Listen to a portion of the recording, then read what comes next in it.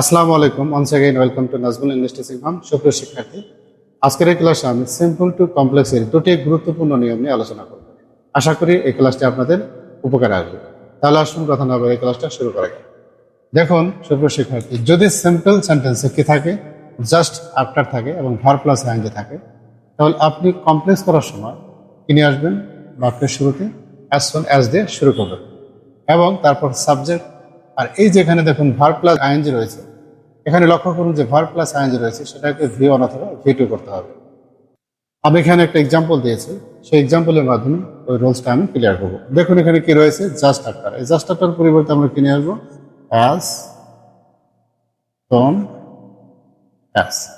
তারপর আমাকে কি লিখতে হবে? একটা সাবজেক্ট। সাবজেক্ট কোথায় পাবো? দ্বিতীয় বাক্যের পরবর্তী বাক্যে যে সাবজেক্টটা রয়েছে সেটা নিয়ে আসবো, আই। তারপর এই আইনজিত ভার্বটাকে আমরা কি করবো? V1 অথবা V2 করে নিতে পারবো। দেখুন এখানে কি রয়েছে, পাস্ট, তার মানে এই আইনজিত ভার্বটাকে আমাদের V2 করতে হবে। তাহলে এটা কি হবে? Reached there I all.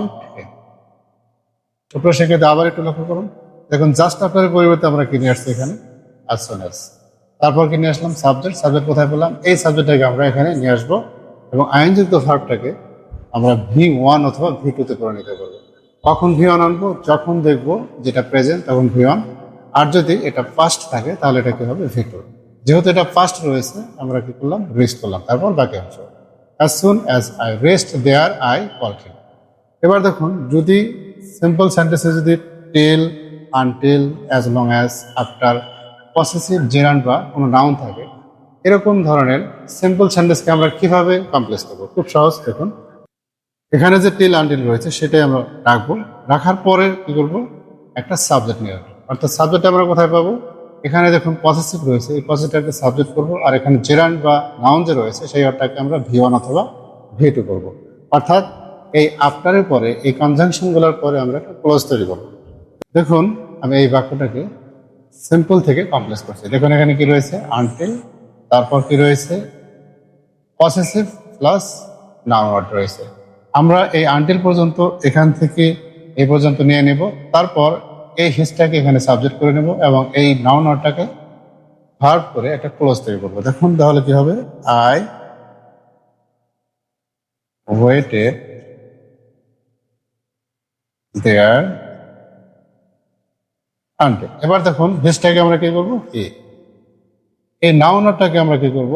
V1 অথবা V2 করার আগে আমরা এদিকে একটু লক্ষ্য করব। এটা যদি পাস্ট হয় তাহলে এই নাউনটাকে আমাদের কি করতে হবে? V2 করতে হবে, অর্থাৎ পাস্ট করতে হবে।